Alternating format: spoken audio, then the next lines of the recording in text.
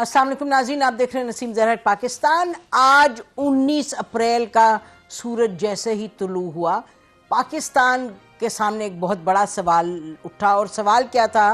पाकिस्तान के foreign minister को इतला दी गई कि ब्रुनई एयर का एक जहाज़ लैंड किया है कराची एयरपोर्ट पर, और ये कहा गया कि वो इमरजेंसी लैंडिंग उन्हें रिक्वेस्ट की है, इजाज़त दे दी है। उसमें नेशनल्स हैं और फॉरेनर्स हैं, कुछ इंडियंस भी हैं, और वो चाह रहे हैं कि जहाज़ से उतरें, होटल में चेक इन वगैरह करें।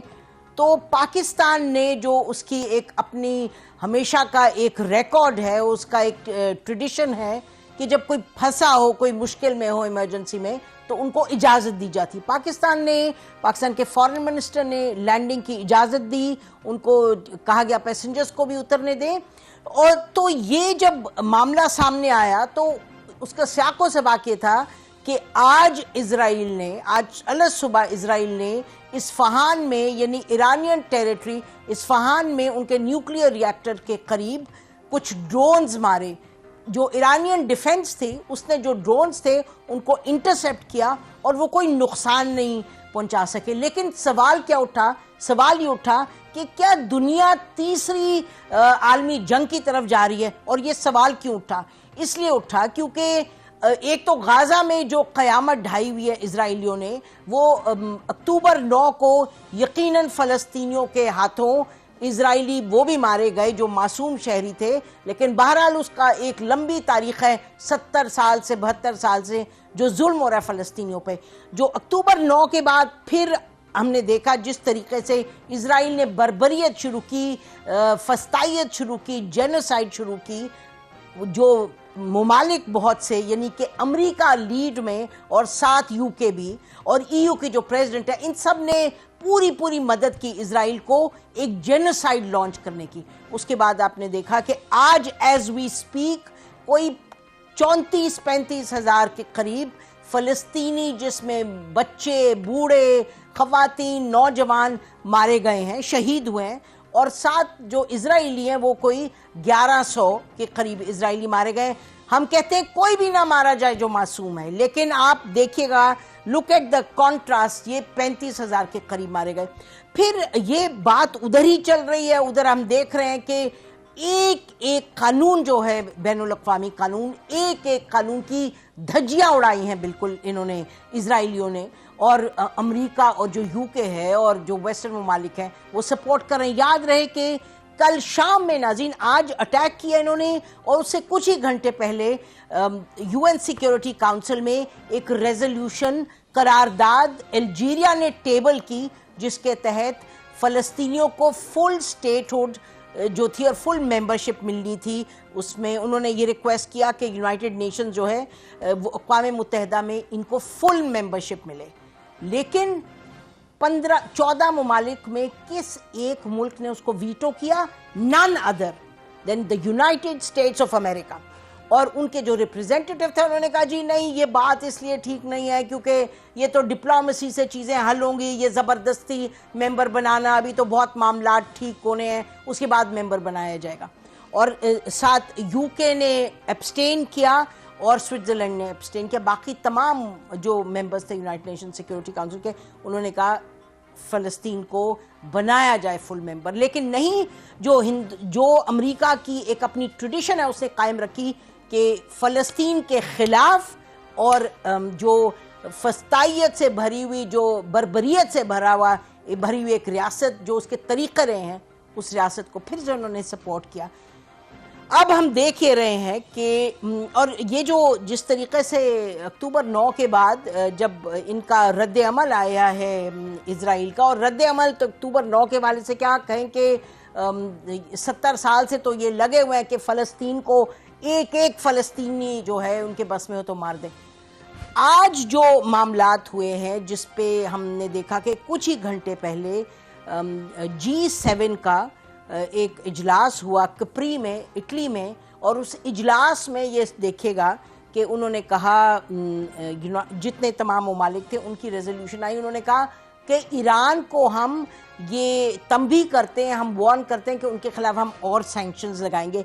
आज का जो मामला, थोड़ा सा ये भी सियाको सबाक इसके बयान कर दें कि पहली अप्रैल को इज़राइल ने इसमें दमास्कस में यानी सीरिया में दमास्कस में उनकी जो ईरानियन एम्बेसी थी उसके एक सेक्शन पर अटैक किया, उसको मस्मार कर दिया और उसमें ईरानी शहरी जो हैं वो मारे गए।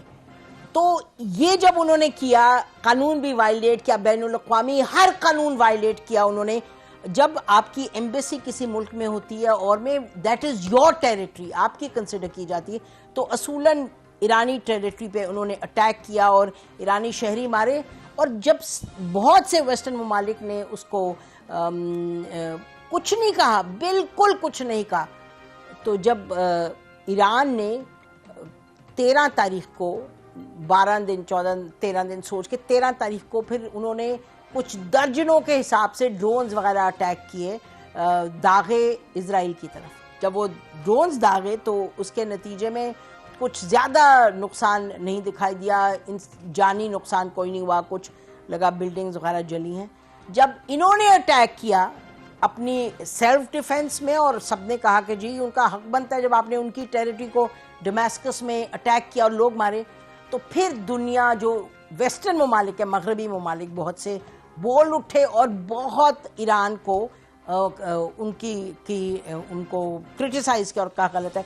जो दिलचस्प बात है पाकिस्तान के हवाले से हम चाहते हैं आपको बता दें कि पाकिस्तान ने इसमें बहुत असूली तौर पे एक सही पोजीशन लिया है। जब पाकिस्तान ने देखा कि इजराइल ने अटैक किया है ईरानियन टेरिटरी पे, तो पाकिस्तान के फॉरेन ऑफिस की तरफ से जो स्टेटमेंट आई उसमें उन्होंने कहा कि हम ईरानी जो विक्टिम्स हैं उसके जो फैमिलीज हैं वी ऑफर डीपेस्ट कंडोलेंस। फिर उन्होंने ये कहा, पाकिस्तान ने लिखा, आप देख रहे हैं स्क्रीन पे, the attack is an unacceptable violation of sovereignty of Syria and undermines it's stability security. उन्होंने कहा सीरिया पे जो अटैक किया है ये बिल्कुल सीरियन जो एक सॉवरेनिटी है उसके खिलाफ है। फिर उन्होंने कहा वायलेशन इंटरनेशनल लॉ की, उसका जिक्र किया उन्होंने और बड़ी क्लियरली कहा कि जो अटैक हुआ है ईरानियन एम्बेसी पे हम उसको स्ट्रांगली कंडेम करते हैं। और जब फिर हमने देखा कि इजराइल पर अटैक इन्होंने किया, ईरानियों ने, कोई जानी नुकसान नहीं हुआ और वो जो सब के सब ड्रोन्स वगैरह थे, उनको जो मिसाइल्स थे ये, उनको कुछ इजराइल ने इंटरसेप्ट किया क्योंकि कोई 1,500-2 हज़ार किलोमीटर का वो एरिया जो कवर करके वहाँ लैंड किए ड्रोन्स, तो अमेरिका ने उनको इंटरसेप्ट किया, यूके ने इंटरसेप्ट किया, इनकी फोर्सेस ने। तो यानी कि इजराइलियों ने फ़लस्तीनी बच्चों, बूढ़ों, खवातीन को, अस्पतालों को, स्कूलों को तहस नहस कर दिया। लेकिन मजाल है कि एक उंगली भी उठाई हो किसी ने, ये जो वेस्टर्न ममालिक हैं जिन्होंने जब ये दागे जा रहे थे इजराइल की तरफ ड्रोन्स, जिन्होंने कोई नुकसान नहीं ज़्यादा पहुंचाया, बट ईरान ने ये दिखाना था कि you can't walk over us. इस पे पाकिस्तान के हवाले से मैं ज़रूर बताना चाहूँगी कि पाकिस्तान ने जब ये अटैक हुआ है, इजराइल पर अटैक किया है, तो पाकिस्तान ने ये कहा कि for months Pakistan has underlined the necessity of international efforts to prevent expansion of hostilities. उन पाकिस्तान ने कहा कि हमने कहा है कि ये जो हॉस्टिलिटीज़ हो रही हैं ये गलत हैं, इसको रोका जाए जो गाज़ा में हो रहा है, क्योंकि इसका जो इफेक्ट है ये और भी पूरे खित्ते में होगा। और पाकिस्तान ने फिर ये कहा, उन्होंने ये बड़ी क्लियरली इस पे कहा कि today's developments demonstrate the consequences of the breakdown of diplomacy. They also underline the grave implication. These also underline the grave implications in cases where UN Security Council is unable to fulfill its responsibilities of maintaining international peace. तो पाकिस्तान का मौक़िफ़ जब Syria पर attack किया Israel ने और जब Israel पर Iran ने अटैक किया, बहुत उसूली सही मौक़िफ़ किया है कि भाई ये आप जो कर रहे हैं, जिस तरह हमने गाज़ा में बिल्कुल एक बर्बरियत चल रही है, कोई इसको रोक नहीं सकता, तो इसका तो यही होगा अंजाम जो हो रहा है। तो ये पाकिस्तान का मौक़िफ़ था दोनों मौक़ों पे और बिल्कुल सही मौक़िफ़ था।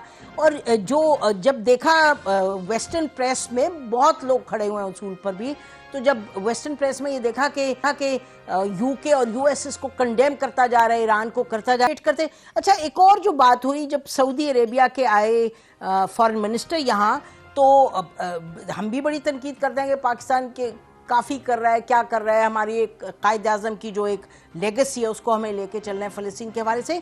ये देखिए, जब यह हुई प्रेस कॉन्फ्रेंस तो इसहाक डार साहब ने जो हमारे फॉरेन मिनिस्टर हैं उन्होंने जो पोजीशन ली, पे सुनिएगा। I think it is a time that this genocide must end, because 33,000 killings of Muslim brothers and sisters and small innocent children, this is far too much, and the world conscious must wake up. What we need is immediate and unconditional ceasefire to take place. Unimpeded humanitarian assistance to the besieged people of Gaza should go. Perpetual solution to this issue will be when Palestinian state is established according to the 1964 resolution with Al-Quds Sharif with its capital. तो ये तमाम अहम मामलात हैं। और आज जो G7 ने नाज़रीन कुछ ही देर पहले कम्युनिके उन्होंने किया है इशू अपना, उसमें ईरान को जिम्मेदार ठहराया और ब्लिंकन जो हैं US के सेक्रेटरी ऑफ स्टेट, उनकी हम सुन रहे थे प्रेस कॉन्फ्रेंस, बड़ी अजब उन्होंने बात की। अजब तो नहीं, अजब इस हवाले से है कि वो जो आपको याद है कि वो एक एक्सेस ऑफ ईवल वगैरह की बात करते थे, तो अब इन्होंने ये इसी सिचुएशन में, फ़लस्तीनी सिचुएशन में उन्होंने क्या कहा, उन्होंने कहा जी एक्चुअली हम तो ये देख रहे हैं कि आने वाले दिनों में एक तो गाज़ा में कॉमन एक्सेस हो। फिर उन्होंने कहा कि जो ईरान है वो इतना बड़ा थ्रेट है कि हम तो चाहते हैं कि इजराइल जो है वो कोलिशन ऑफ नेशंस, जो खित्ते के तमाम ममालिक हैं उनके साथ मिलके ईरान यानी इजराइल भी उसका हिस्सा हो और ईरान की थ्रेट को वो करें, एड्रेस करें और उस मामले पर फोकस करें, और साथ इजराइल की सिक्योरिटी की कोई बात। उन्होंने कहा कि फ़लस्तीन को भी हाँ उसका हक मिलना चाहिए। तो यानी कि जो अमेरिका है, जो ये इनके प्रेसिडेंट बाइडेन कुछ ना कुछ कह रहे हैं आगे पीछे थोड़ी बहुत स्टेटमेंट, लेकिन असल में उनका जो बिल्कुल कोर पे उनकी कमिटमेंट है वो यही है कि इजराइल जो है वो उसको हर तरह का मिले डिफेंस, सिक्योरिटी और हर तरह की बर्बरियत की इजाज़त मिले। फ़लस्तीनी बिल्कुल they don't matter, hardly matter, words में मैटर करते होंगे, प्रैक्टिस में नहीं। और जो ईरान है उसके खिलाफ अपनी कोई एक जुस्तजू जंग जारी रखो। तो ये तमाम मामलात हैं। सो जाहिर है सवाल जो सुबह से उठ रहा है लोगों के जहन में वो ये कि आगे क्या होगा, आगे क्या होना चाहिए। कुछ लोगों का ख्याल है कि ये बात इधर ही रुक जाएगी क्योंकि सिंबॉलिक किया है इजराइल ने, जो किया है अटैक कोई इतना सीरियस अटैक नहीं है, लेकिन देखते हैं कि ये बात कहाँ जाएगी, क्योंकि जाहिर है हमारी भी we get influenced by all of this. This is an important part of the broader area जिसमें हम भी रहते हैं, और जो फ़लस्तीनी जो मामलात हैं वो हमारे दिल के, हमारी तारीख़ के, हमारे अक़ीदे के हर तरीक़े से बहुत करीब है। आज का प्रोग्राम ख़त्म करते हैं। खुदा हाफ़िज़। पाकिस्तान जिंदाबाद।